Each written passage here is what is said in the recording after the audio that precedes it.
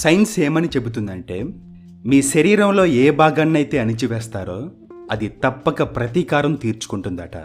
అందుకే కొంతమంది సెక్సాలజిస్టులు కొన్ని సర్వేలు చేసి చెప్పిన మాట ఏంటంటే మనిషి సెక్సువల్ డిజైర్ని సప్రెస్ చేయడం వల్ల కొన్ని సెక్సువల్ డిసీజ్ వస్తున్నాయట. ఫర్ ఎగ్జాంపుల్, మీకు సెక్స్ పట్ల ఒక అపరాధ భావం ఉంటే వజైనా ప్రాబ్లమ్స్ వస్తాయట.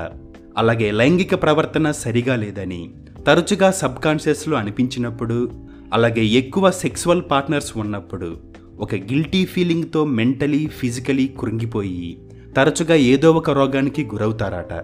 ఇక హెటరోసెక్సువల్ పర్సన్స్లో అయితే హెర్పీస్ వ్యాధి ఎక్కువగా వస్తుంది. ఒకవేళ ఈ వ్యాధి తగ్గినా మళ్ళీ మళ్ళీ వస్తూనే ఉంటుంది.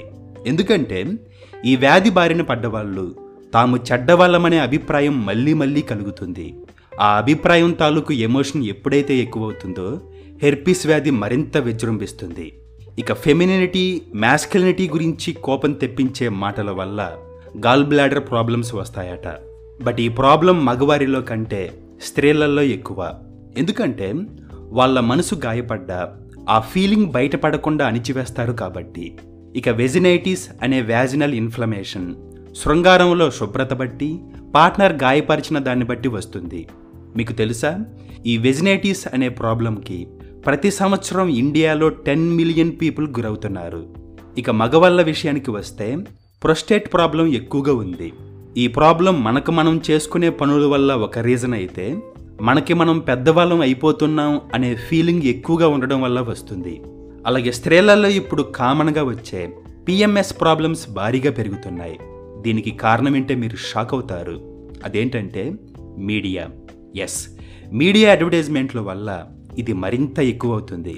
విమెన్ శరీరానికి స్ప్రే చేసుకోవడం, క్రీమ్స్ రాయడం, అతిగా శుభ్రం చేసుకోవడం లాంటి యాడ్స్ వల్ల వాళ్ళ తల మీద సుత్తి పెట్టి కొట్టినట్టే ఉంటూ వాళ్ళకి వాళ్ళు తక్కువగా ఫీల్ అవడం వల్ల ఇవి వస్తున్నాయి. ఇక గే కమ్యూనిటీ విషయానికి వస్తే మనకంటే వీళ్ళకి ఎక్కువ ప్రాబ్లమ్స్ ఉంటాయి. ఫస్ట్ వీళ్ళని సొసైటీ యాక్సెప్ట్ చేయదు. అంతకంటే ముందు పేరెంట్స్ యాక్సెప్ట్ చేయరు. ఇది వాళ్ళకి మోయలేనంత బరువు. సో ఇంత బరువు మోస్తూ వేలెత్తి చూపించే సొసైటీలో ఉంటున్న వీళ్ళకి మిగతా వారి కంటే వాళ్ళే ఎక్కువగా ఎయిడ్స్కి గురవుతున్నారంటే అందులో పెద్ద ఆశ్చర్యం ఏమీ లేదు. అలాగే ఆడవాళ్ళకి వెంట్రుకలు నరిసిన వాళ్ళు డిప్రెషన్తో ఏదో ఒక రోగానికి గురవుతున్నారు. ఎందుకంటే యవ్వన సౌందర్యాన్ని విపరీతంగా పొగిడే హెటరోసెక్సువల్ సొసైటీ వల్ల సింపుల్గా చెప్పాలంటే వ్యక్తికి విలువ లేదు, శరీరానికే విలువ. సో పాయింట్ ఏంటంటే చాలా రోగాలు బయట నుంచి కాదు, నీ లోపల నుంచి, నీ మనస్తత్వం నుంచి పుడుతున్నాయి. కానీ ఇది తెలియని చాలామంది డాక్టర్లు, మనం మెడిసిన్స్ మీద మెడిసిన్స్ వాడుతుంటాం. బట్ అసలు కారణం నువ్వు ఫీల్ అయ్యే అపరాధ భావన, నువ్వు అణిచివేసే సెక్సువల్ ఫీలింగ్స్.